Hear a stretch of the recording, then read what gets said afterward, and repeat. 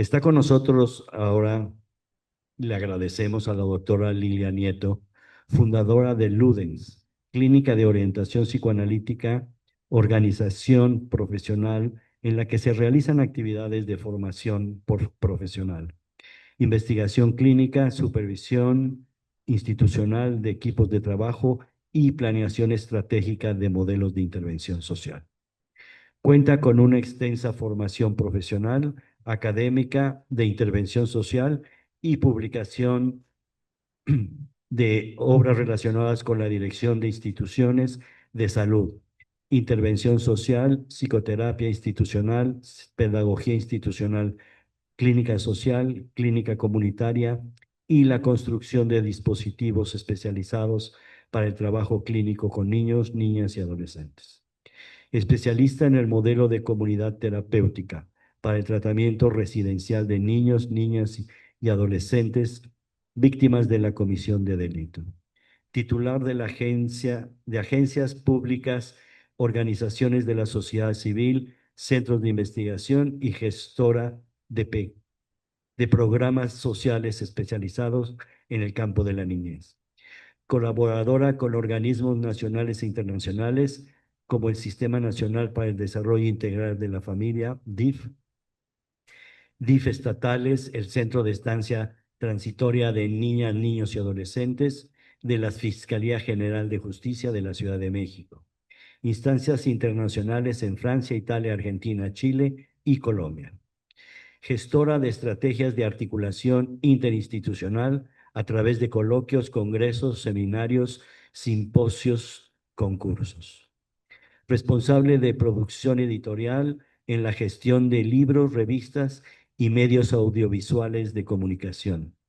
Coordina actualmente un proceso de formación internacional sobre clínica infantil, que tiene como base la articulación de un grupo colegiado de clínica de la infancia.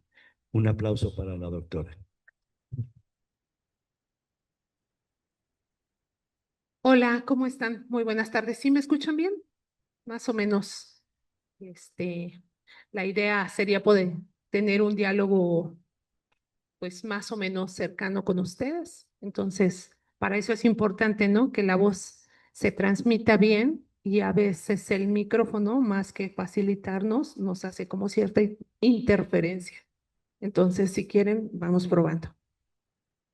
Antes que de iniciar, pues desde luego mi agradecimiento a esta importante casa de estudios, al CIES, a su cuerpo académico, mi felicitación por la organización de este tipo de eventos que facilitan el que podamos encontrarnos y podamos dialogar sobre temáticas que son eh, importantes y relevantes. Es importante escuchar siempre a las personas que llevan años de carrera, pero también a los que desde abajo, desde el día a día, están haciendo su clínica, se están preguntando cosas, están pensando, porque eso nos retribuye, nos contribuye a todos construir pues conocimiento en cada uno de estos encuentros.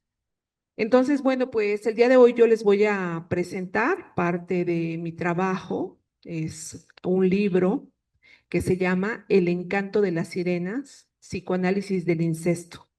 Es un libro muy querido porque contiene una experiencia de trabajo muy entrañable para mí. Entonces, sobre eso es que voy a hablarles. Ok, bueno. Entonces trataré de modular ahí. Este, les decía, huí de ahí muy pronto. La verdad es que es un lugar complicado, eh, sobre todo porque cuando uno trabaja en escuela, se percata pronto que la escuela es un lugar a donde llegan muchos de los síntomas de los niños, es decir, mucho del sufrimiento de los niños que se manifiesta a través de síntomas y que lejos de que la escuela los pueda atender, es muy común que en esa escena de progreso, de todo en positivo, se produzca también otra escena que lastima, que segrega y que se queda imposibilitada ante los síntomas que se presentan. Entonces, en mis primeros años, pues tuve la oportunidad como de detectar muchos síntomas en los niños, algunos muy dramáticos, y sentirme un tanto impotente de no poder responder un poco porque no sabía cómo, pero un mucho también porque no tenía lugar. En la escuela se silencia el síntoma, ¿no? Se castiga, se medica, incluso ahora, ¿no? Rápido se diagnostica y se medica, y ese es un punto en el que se contribuye a la segregación, de tal suerte que yo no estuve muy cómoda ahí y me fui. Cuando digo que me fui pronto, pues no crean que fue de un día para otro, o sea, pronto estoy diciendo 10, 12 años que trabajé con primaria, secundaria, preparatoria, universidad. Y un día comencé a perder la voz. Resulta que cada vez que iba a entrar a dar clase, cuando después de un receso vacacional tenía que retomar mis actividades, empezaba a experimentar una especie de afonía, también como muy sintomática, que me decía, ¿sabes qué? Hasta aquí. Eh, Afortunadamente se dieron las condiciones para que yo pudiera migrar a la clínica, y lo hice a través de una experiencia muy entrañable, como les decía, que fue el trabajo en una comunidad terapéutica. Esto quiere decir una unidad residencial de tratamiento para menores de edad, niñas, jóvenes, menores de edad, con hijos e hijas, como se dice ahora políticamente correcto, hijos e hijas producto de incesto. Eh, Coincidió que un patronato estaba buscando a una directora luego de que, habiendo elegido una orden de monjas, las monjas, al tener los primeros contactos con la realidad de ese problema que ellas se proponían atender, este patronato, se proponía atender la maternidad de las niñas de la calle. Entonces, cuando las monjas tuvieron contacto con eso, las monjas se asustaron y dijeron, nosotras no vamos a trabajar con esto. Y dejaron al patronato plantado, plantado porque el patronato ya tenía una casa, ya tenía todo dispuesto para comenzar a trabajar con esa población, y se había quedado sin equipo. Ahí un conocido mutuo hizo el enlace y me presentó con ese patronato. Entonces, cuando yo les pregunté qué querían trabajar, ellas me dijeron el embarazo adolescente. Y yo dije, bueno, pues vamos a darnos tiempo. Lo que uno hace en un encuentro, ¿no? Incluso ustedes si piensan en la clínica, pues se hace así, ¿no? Alguien viene ante ustedes con una demanda, uno escucha la demanda, y a partir de ese momento uno se da tiempo para saber primero un primer contacto, y si después ese primer contacto hace posible un primer encuentro, luego otro encuentro, luego otro encuentro, mientras se esclarece lo que el otro espera de uno, para ver si uno puede dar respuesta a eso. Porque hay muchas cosas que aparentemente se pueden pensar, pero que necesitan tiempo para clarificarse, para poderlas decir. Entonces, comenzamos yo diciéndoles que no sabía si yo era exactamente la persona que ellas estaban buscando, pero que podíamos comenzar a pensar juntas para saber de qué se trataba. Entonces comenzamos pensando en recorrer esas instalaciones que ellas tenían, unas instalaciones muy bonitas. Para mí fue muy enternecedor entrar, ver las camitas como si fuera un cuento de hadas, los zapatitos que ya estaban ahí para los niños que llegaran, las cobijitas, las cunas, todo era muy bonito, pero no tenían equipo y no tenían pacientes. Corría el año más o menos de 1998, era ese tiempo. Programas muy urgentes para sacar a los niños de calle. Había una población de calle muy importante en México, eh, y urgía. crear alternativas. Hubo un programa incluso muy famoso que se llamó De la calle a la vida. Y bueno, había muchas instituciones que atendían distintos temas, pero particularmente no había instituciones propiamente que atendieran a mamás con bebés. Si pensábamos en el DIF podía atender eh, a niños o a adolescentes, pero no vinculados de esa manera. No, no había manera. A la fecha no la hay. Si ustedes piensan en los dispositivos, por ejemplo, para población en condición de migración o migrante, es la única excepción donde se atiende a niños acompañados de sus familias. Ese es el concepto. No que se atienda a familias con niños, ¿sí me explico? Sino porque es el derecho del niño, es que su familia alcance ese beneficio. Pero si ustedes van a los lugares, a los dispositivos, a las instituciones tradicionales, se sigue atendiendo solo niños, niñas de determinada edad, niños de este lado, niñas de este lado, en una división absurda, artificial, porque la sociedad no está así, ¿no? Y además las razones de la separación, pues también tienen que ver con temas de sexualidad fundamentalmente, lo cual hace más esos dispositivos como si se tratara de internados que de instituciones de tratamiento. Y lo que nosotros queríamos hacer era una institución de tratamiento. Ahora les voy a decir por qué. Comenzamos entonces a trabajar, a generar un programa, a contratar a un equipo y abrir la demanda con las instituciones que eran cercanas al tema que nosotros queríamos trabajar. Dijimos, bueno, vengan las madres adolescentes, quieren que trabajemos la maternidad adolescente, vengan las madres adolescentes. Entonces vinieron las madres adolescentes y comenzamos nosotros a conocer de primera fila, de viva voz, el problema, de qué se trataba. Y tuvo que pasar mucho tiempo para que nosotros lográramos percatarnos, mucho tiempo, hablo 4, 5, 6 meses quizá, de estar escuchando el pedido, recibir, ingresar a la comunidad, a mamás pequeñas, chicas, jovencitas, con sus bebés, y después pasar mucho tiempo para que nos diéramos cuenta que eso que estaba ahí no era embarazo adolescente, o dado que tenían ya un bebé, maternidad adolescente. Se trataba de un tema más complicado que se llamaba incesto. Solo que ese tema era un tema tabú. En este momento ustedes ya escuchan en las redes sociales un montón de denuncias respecto de jóvenes que dicen haber vivido esa condición por muchos años, por mucho tiempo. Pero en el tiempo en el que nosotros abrimos esa comunidad, no había ese tipo de denuncias, menos había espacios que reconocieran que trabajaban con eso.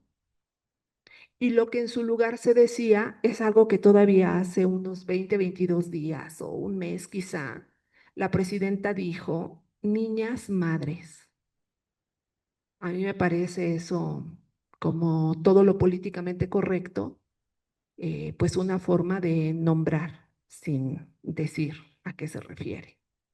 Porque sigue siendo un tabú pensar que la belleza juvenil de una madre y la hermosa inocencia de un niño en realidad velan una trama de horror que no podemos nombrar ni jurídicamente, porque si se trata de nombrarlo jurídicamente, se habla de estupro, ¿han escuchado eso?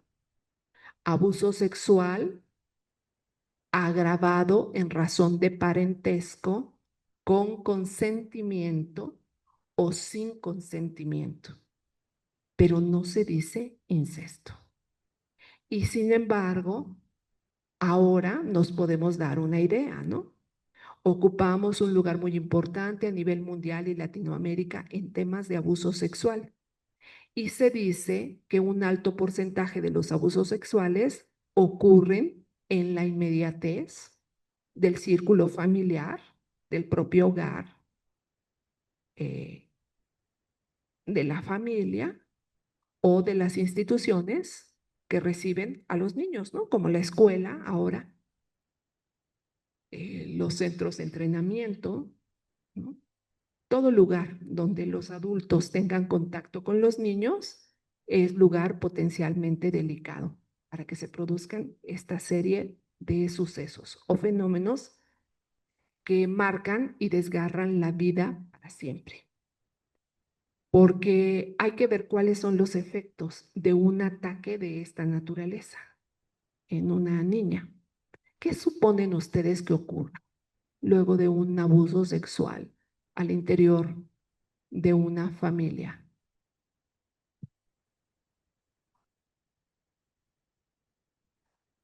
Sí, un embarazo. Silencio, claro. Ajá. Terror. Ujú, sí. Traumas. Ujú, ujú, sí. Ujú.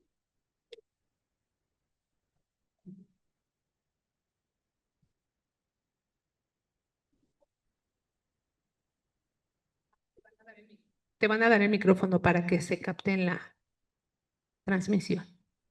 Culpa que va encaminada al silencio porque en esa niña ahora recae la responsabilidad de que la familia continúe unida o que se arme todo un caos. ¿Sí? Todo esto que están ustedes diciendo y sobre todo el tema del silencio. Cuando una jovencita, una niña, un niño incluso, sufre un ataque de esta naturaleza, las coordenadas del tiempo se estropean. Para ese niño no hay noche, no hay día, no hay norte, no hay sur, no hay pasado, no hay futuro. Todo queda atrofiado.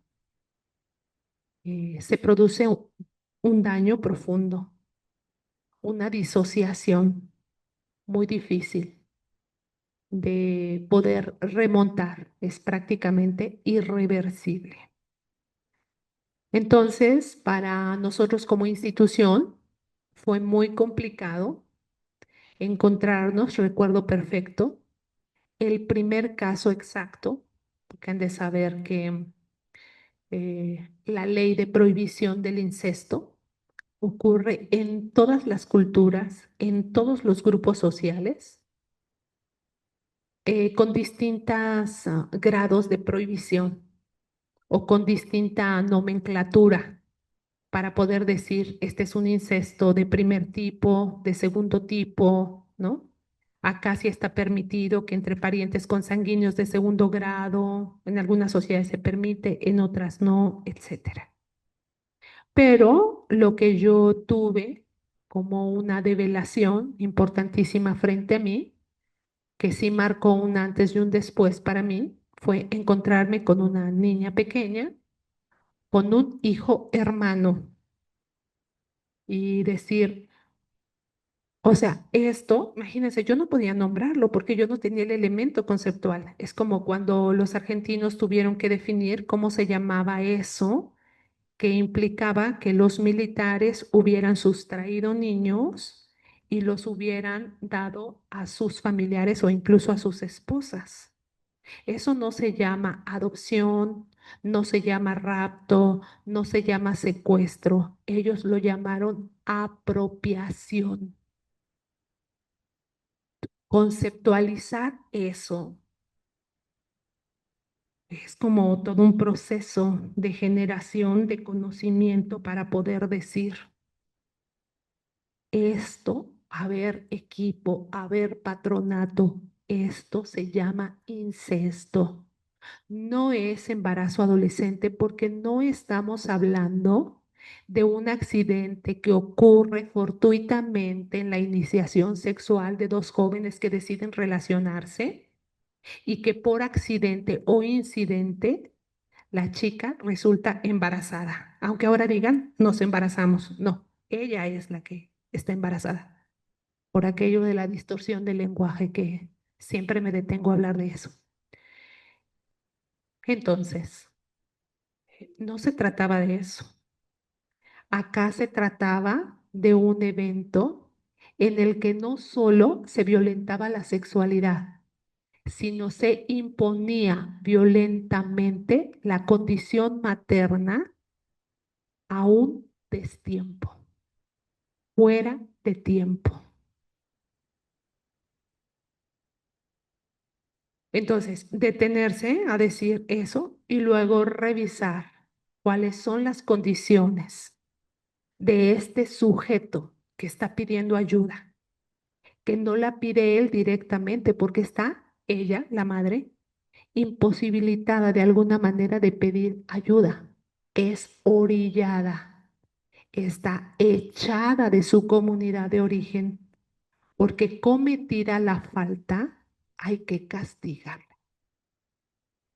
Y ella va a todos lados estigmatizada por ese pecado.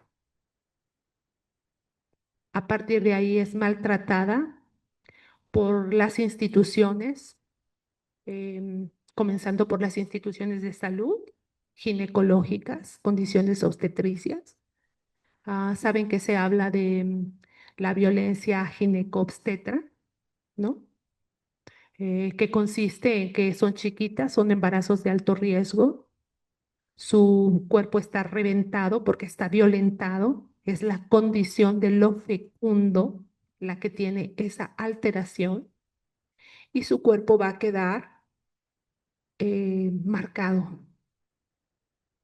no solo por las estrías, también por los cortes, porque evidentemente el canal de parto es estrecho, son muy chiquitas y viene el corte de el arrebato, lo que implica un parto es durísimo a cualquier edad. Bueno, habrá quien diga que es bellísimo, pero no deja de generar o de requerir un trabajo y una disposición emocional y física importante.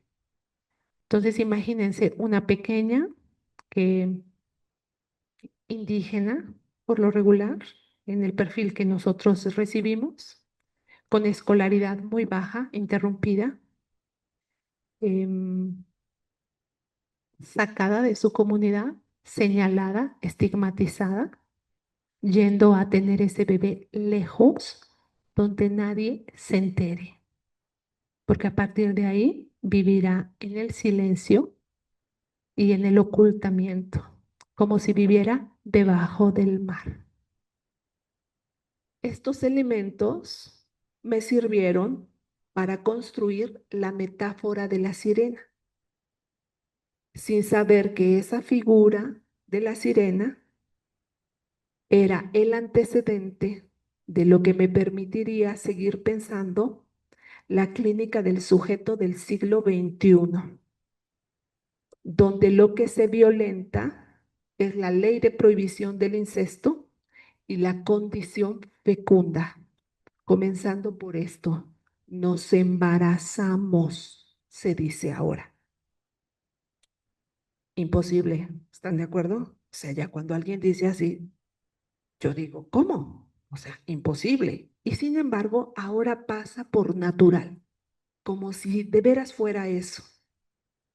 Bueno, la metáfora de la sirena, que si la pensamos, ¿qué les sugiere la sirena a ustedes? Para ustedes, ¿qué es la sirena?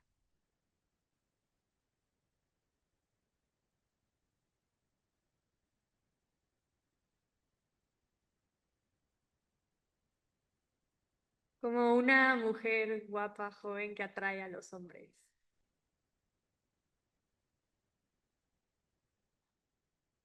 Sí, por supuesto, la sirena remite a esta escena de la Odisea, donde Homero se amarra al mástil del barco para no caer seducido por el canto de las sirenas, que además son caníbales y van a devorar su cuerpo. Entonces él corre un riesgo de quedar seducido por ese canto. Entonces lo primero que ocurre con la sirena es ese mito de la seducción, el terror y el miedo que provoca la sexualidad femenina. Eso es el mito de la sirena. Ajá. Pero es también, la sirena es un híbrido, mitad pez, mitad mujer. La cavidad de su sexo está cosida, es decir, la sexualidad queda vedada. Las estrías de la maternidad son estas escamas de pez que se ven de distintos colores, porque evidentemente quien ha sido violentada de esa manera, queda segregada de su comunidad, vive en el silencio, en la vergüenza, pues va a quedar imposibilitada de tener una vida sexual plena, llorará en ese silencio. Entonces es mitad seducción, mitad terror, mitad mujer, mitad pescado, mitad animal, mitad humano. Es una malformación, una anamorfosis de nuestro tiempo. ¿Por qué creen que digo ahora anamorfosis de nuestro tiempo? ¿Qué se les ocurre con eso?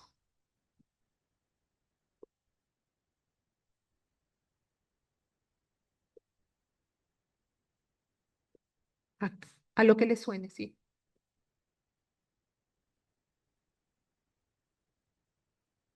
Pues efectivamente una malformación moderna, como si estuviéramos hablando de hace 2000 años de un cíclope o un animal extinto y hoy tenemos un ser humano malformado.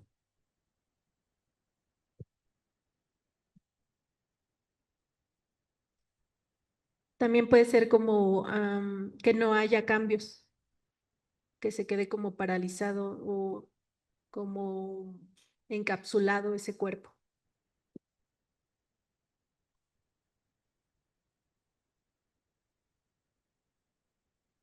Creo yo que también malformación puede referirse en este caso sobre todo a algo que no es normal, que no debería de ser así. Entonces, sí. Sí, justo, ¿no? Que violenta la ley simbólica, que organiza los géneros y las generaciones, esa diferencia estructural que en el siglo XXI tiende a borrarse. Porque hasta el siglo XX no era común que nosotros encontráramos, por poner un ejemplo, a los hombres en el metro vestidos de hombre y maquillados visiblemente. Es un contrasentido, un shock, el que emerge en el siglo XXI en cuanto a la imagen se refiere. Hay una mezcla, hay un híbrido ya entre lo femenino y lo masculino. Eh, es encantador porque tiene su grado también, ¿no? De encanto, digamos, pero acusa la ruptura del principio de protección. Pensar el incesto en su forma más radical en una institución de tratamiento implicó definir qué queríamos hacer nosotros como institución con esa madre y con ese bebé. Regularmente hay instituciones, ustedes lo verán, eh, que todavía en el siglo pasado, los que son muy jovencitos, que no les tocó el siglo XX, sino que están ya en el siglo XXI plenamente, quizá no recordarán en las universidades, era muy común el anuncio de ¿estás embarazada? Nosotros te ayudamos. Siguen existiendo esas instituciones donde chicas que quieren tener a los bebés se internan también de forma secreta, tienen a los bebés, los dan en adopción y después vuelven a sus comunidades y vuelven a sus casas guardando ese secreto como si nunca hubiera ocurrido. Pero después eso se cambió por el uso de la píldora del día siguiente. Se legalizó la píldora y ocurre la interrupción del embarazo sin ninguna repercusión y sin ninguna culpa que estaba tan terrible en el siglo XX. No sé si se pueda decir así sin ninguna culpa. Los que estamos en la clínica, después vemos mil historias en relación a algo que se hace de lo que se cree que no se tiene repercusión, pero es como negar que el inconsciente existe. El inconsciente hace lo suyo, hace su trabajo. Y cuando una cosa de esa naturaleza ocurre, es casi automática la activación del super yo, que encuentra el mínimo pretexto para recriminarte, hacerte pomada y llevarte a fracasar en todo lo que sigue, incluso en volver a tener hijos o tener hijos bien o ejercer la paternidad o la maternidad de forma correcta. Por más que se niegue, se alteran las leyes simbólicas que rigen el sistema de parentesco. Es decir, se puede hacer no sin consecuencia. Y vemos muchas consecuencias en nuestro tiempo de muchos de estos cambios acelerados de los que solo estamos viendo los efectos. Cuando las niñas llegaron con nosotros, muchas de ellas o algunas de ellas ya venían de haber intentado dar a sus bebés en adopción. Algunas estaban en alguna institución, dieron al bebé en adopción y después tuvieron que recurrir a la misma institución para que la institución movilizara policías, patrullas y los llevaran a recuperar al bebé. Había varias historias de esas, donde pactaban la entrega y después, pues, la otra persona que no podía tener hijos quedaba fatal, ¿no? Porque era una disputa por ese bebé, era un delito, o sea, muchos incidentes de esa naturaleza hacían ver que la solución no era deshacerse de los bebés. Porque si bien las niñas no pidieron esa condición, no querían ese bebé, también en ese momento el bebé era lo único que ellas tenían. Ese bebé era lo único que ellas tenían y esa mamá era lo único que ese bebé tenía. Entonces la apuesta de nosotros fue radical. Trabajar por el vínculo materno-infantil en esas graves condiciones de adversidad, porque no era fácil. Los bebés lastimados por las mamás, atormentados por las mamás, la fantasía del filicidio. ¿Saben lo que es el filicidio? El filicidio es como el incesto, es otro tema tabú que no se nombra tal cual. Consiste, se traduce en el asesinato de los hijos, al que suele llamarse infanticidio, pero nunca será lo mismo matar a un niño que matar a un hijo. Entonces, matar a un hijo es filicidio y hay una pauta cultural del filicidio. Les dije de mi recorrido.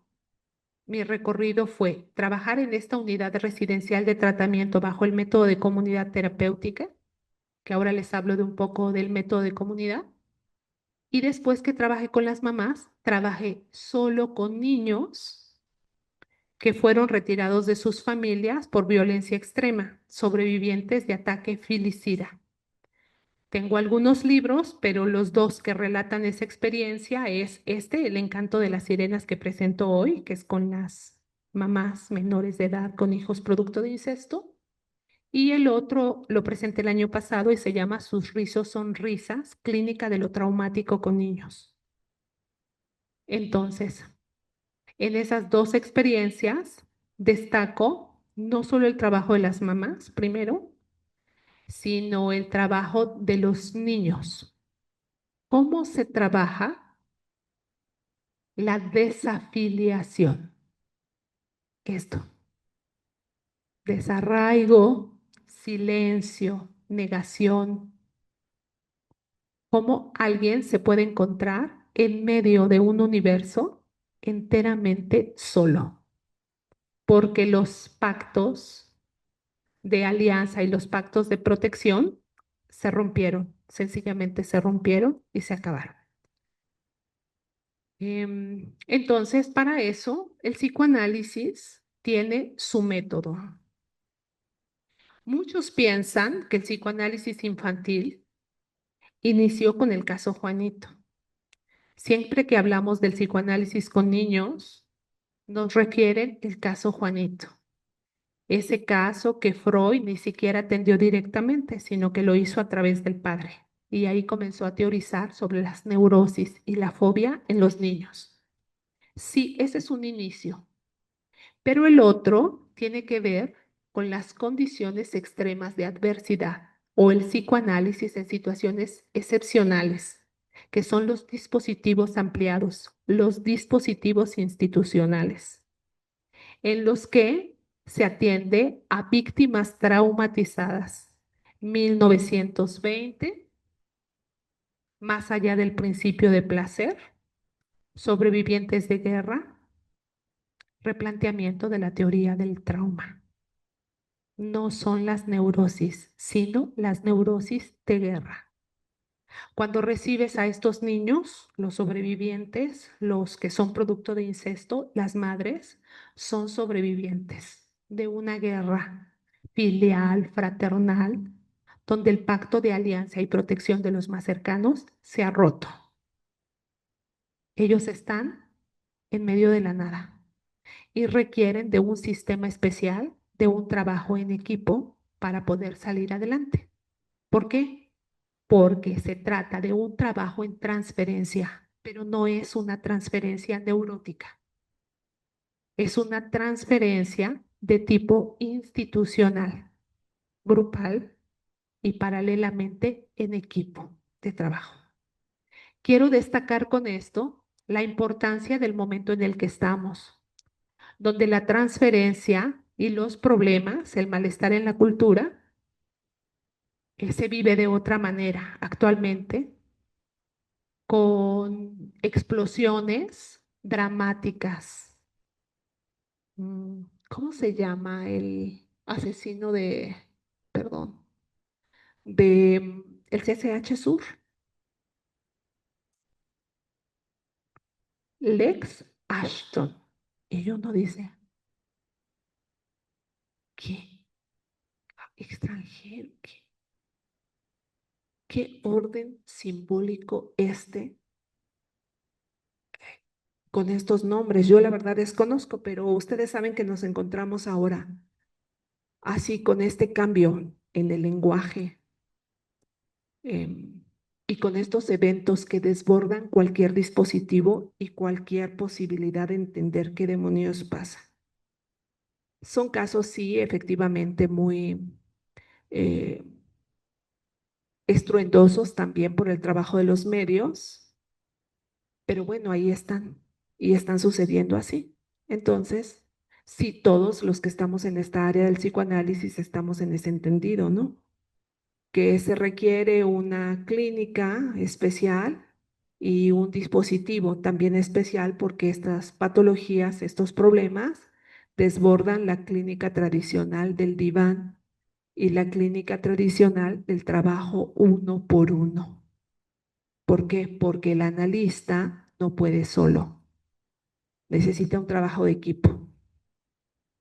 Entonces, de ahí la importancia de recuperar una página olvidada de la historia del psicoanálisis, que es la página del trabajo institucional, la metodología del trabajo institucional. En ese trabajo está la psicoterapia institucional, de donde la comunidad terapéutica, versión psicoanalítica, porque ahora llaman comunidad terapéutica los anexos, eso no, me desmarco, me deslindo de eso, no tiene nada que ver eso con una comunidad terapéutica. No, se trata de el movimiento institucional, psicoterapia institucional, pedagogía institucional, socioanálisis, es otra línea donde el psicoanalista se coloca de distinta manera, pero el trabajo es con el inconsciente y en transferencia.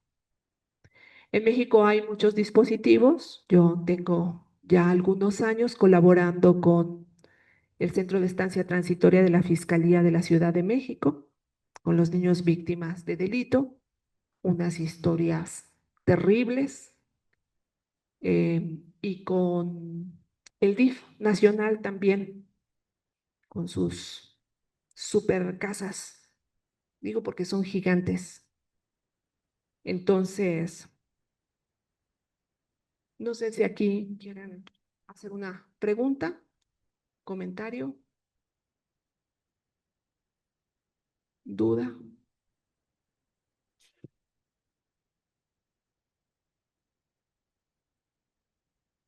Volviendo al tema del incesto, ¿qué pasa con los bebés que normalmente cuando hay un incesto hay consanguinidad y presentan malformaciones biológicas o enfermedades? ¿Qué sucede con estos bebés? ¿A quién se le dan? ¿Qué se hace? ¿La madre tiene que quedarse con él? ¿O dónde viene el daño, aparte del daño del incesto a la madre, el abuso con sentido o sin sentimiento? Y aparte tener un hijo que como es consanguíneo, pues ya trae malformaciones en el corazón, malformaciones en alguna extremidad, etcétera, etcétera. ¿Qué sucede con estos bebés?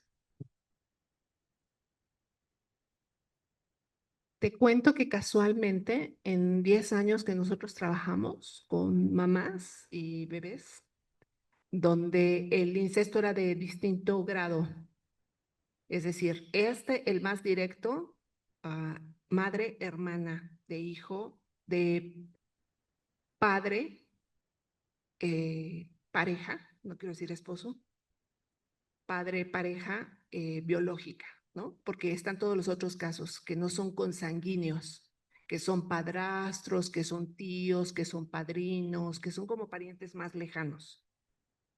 En ninguno de estos casos, que aquí lo relato en el libro, porque relato el caso y relato el vínculo con el niño, ninguno de ellos tenía malformación visible detectada por nosotros.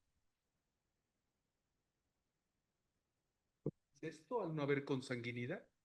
No, Vamos, un padrastro tiene relaciones con la hija de su esposa, ya no hay incesto, no hay consanguinidad. son incestos de segundo tipo, O nada más es un incesto tipificado por la ley. por la ley simbólica, sí, porque funge como, ajá, y se violenta el pacto de prohibición de la cercanía, porque finalmente, ¿qué es el incesto? Ese es un tema, la definición del incesto. ¿Quién dice que es incesto? ¿Qué es el incesto? Te puedo decir en todos los casos que yo vi. La mirada lasciva, el tocamiento, la penetración, el espiar mientras la chica se baña. Hacia una persona consanguínea. Porque si una persona le gusta observar a las mujeres o a alguien teniendo Pero sexo no es la y no es mujer. consanguíneo, ya se llama voyerismo, ya no se llama incesto. Ah, no, son cosas, son categorías distintas. A ver, Entonces, aquí a lo que yo vengo, lo que quiero entender, si no hay consanguinidad, no hay incesto. Sí, o sea, si es primo segundo, primo tercero, pues hay un incesto, porque hay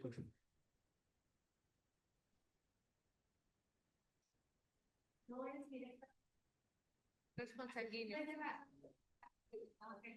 No lleva la sangre, pero finalmente hay parentesco porque esa afinidad está viviendo con la mamá, ¿sí? Es un grado de parentesco que se castiga igual por la ley. Está... Sí, no consanguinidad, ajá. Sí, sí, sí. Materno o paterno, cualquier persona adulta que hace la función de madre, es como si ella fuera un productor de 10 niños. de 10 niños que abusaron del preso en cuanto de ellas se identifica como incesto, no porque eres tú. A mí me parece que, Oh, a ver, acá la compañera. es que, bueno, a mí me parece que más allá de lo legal o cómo se tipifique, centrarse en la consecuencia psíquica, cuando es la función padre, sea padre, padrastro, tiene esas consecuencias psíquicas, ¿no? Si incluso, ¿no? Si es tu hermano, que en realidad no es tu hermano, pero vivió toda tu vida como tu hermano y tiene esa función hermano, la consecuencia psíquica ahí está, ¿no? Entonces, me parece que más allá de debatir en lo legal, cómo se llama, cómo es, en la persona, en el sujeto que está viviendo eso, ¿qué consecuencia psíquica tiene, ¿no? Entonces, me parece que podríamos centrarnos en ello. Sí, porque puedes leerlo incluso en el caso de los padrastros. No es la gravedad porque sea el padrastro, sino porque es, que eso ya de por sí es grave simbólicamente, no jurídicamente. Una cosa es la ley jurídica y otra es la ley simbólica. Simbólicamente funge como padre, pero si no lo quieres ver ahí en su gravedad por eso, puedes verlo en la gravedad porque es pareja de la madre. Y el incesto, en dado caso, está entre la madre y la hija que comparten el mismo hombre. Eso está prohibido. Si no, imagínate, cualquiera lo haría. Padrastro termina con la mamá y luego hay muchos casos de que terminan con la mamá y se quedan con la hija. Sí, Y la hija vuelve, ahora es la pareja sí, el ex marido de su mamá. sí, tendría, Entonces ya no tendría, no, ya no habría incesto, ¿no? simbólicamente sí. Como dice la señora, es psicológicamente podría No, no es funcionar, no psicológicamente, sé, es simbólicamente, simbólicamente, no sé simbólicamente. si la parte de la psiqui entraría como incesto, porque lo viste como padre y ahora lo ves como Si pareja. tú no atiendes a la ley simbólica, que dicta los grados de prohibición que tienen que ver con la cercanía, entre más cercanos, más prohibidos. Una mujer no puede tener relación con el esposo de su hermana y no son consanguíneos, es la proximidad. Entonces se rige por la ley simbólica y la proximidad, no por lo consanguíneo. Es como, creo que, ajá, como una hija adoptiva, ¿no? Entonces, no es consanguínea, pero jurídicamente y simbólicamente eso está prohibido, porque lo que se pactó fue un pacto de protección, no de cercanía sexual. ¿Te han dado? Un hombre tiene una hija, jamás en su vida la vuelve a ver. Pasan 20 años, 23, la encuentra y se hacen pareja. Sí, dicen la sangre llama, ¿verdad? Dicen, ¿Es incesto por o es supuesto. simbólicamente? No, es incesto. Entonces, porque ahí sí funciona, sí hay consanguinidad y nunca funcionaron como padre e hija. Entonces tiene que ver el incesto con la Es que te consanguinidad. repito, Bueno, repito, estoy son tratando- incestos Sí, de distinto tipo. correcto. No se tipifican igual el incesto de una madre con la hija, no porque tenga relación con la hija, te insisto, sino porque comparten el mismo hombre. Se llama incesto. Que un padre con una hija directa o una madre con un hijo directo. El incesto de primer tipo más directo por la cercanía, por la igualdad de condiciones, tiene que ver no entre un padre y una hija, sino entre una madre y una hija por compartir al mismo hombre.